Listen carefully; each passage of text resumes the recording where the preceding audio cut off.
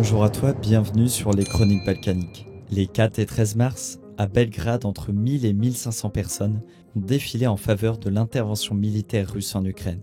Les manifestants issus des mouvements d'extrême droite arboraient la lettre Z, le symbole affiché sur les blindés russes en Ukraine, et scandaient des slogans anti-OTAN. Sur sa page Facebook, le groupe Narodna Patrola, la patrouille du peuple, un des organisateurs de la manifestation, qualifiait le gouvernement de Kiev de nazi, comme le fait Vladimir Poutine. Quant au président serbe Aleksandar Vučić, il lui a fallu 2 jours pour condamner officiellement l'invasion de l'Ukraine aux Nations Unies, tout en se refusant à imposer des sanctions de Moscou. Mais comment expliquer le soutien serbe à la Russie?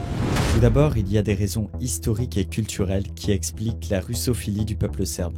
En effet, la Serbie et la Russie entretiennent des liens fraternels profonds liés à leurs origines slaves communes, à leurs racines chrétiennes orthodoxes, mais aussi à leurs alliances lors des 2 guerres mondiales du XXe siècle. Mais au-delà de cette traditionnelle solidarité, pour Predrag Petrović, directeur de recherche au Centre de Belgrade pour les politiques de sécurité, la guerre en Ukraine est surtout vue comme une forme de revanche contre les bombardements de l'OTAN en 1999. Le sentiment général est moins pro-russe qu'anti-OTAN. Pour rappel, pendant 78 jours en 1999, la Serbie a été la cible de frappes aériennes de l'OTAN qui visaient à mettre fin à la répression exercée par la Serbie contre le Kosovo séparatiste. Cette campagne de bombardement est restée un réel traumatisme pour les Serbes. En outre, la Serbie n'a toujours pas digéré la déclaration d'indépendance du Kosovo en 2008.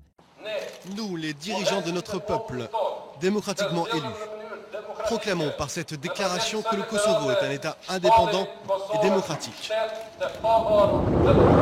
À l'heure actuelle, 5 pays de l'Union européenne ne reconnaissent pas le Kosovo. L'Espagne, la Grèce, la Roumanie, la Slovaquie et Chypre.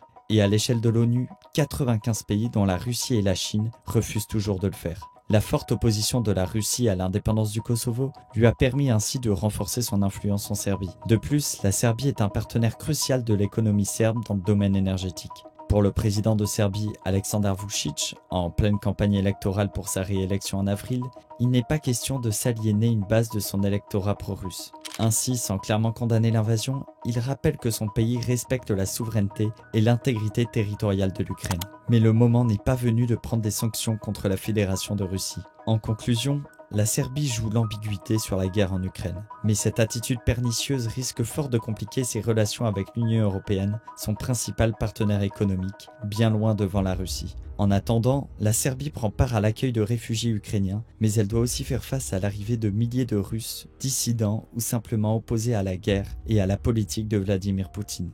Affaire à suivre. Si tu es intéressé par l'actualité des Balkans, n'hésite pas à partager, liker et à t'abonner aux Chroniques Balkaniques. À la semaine prochaine.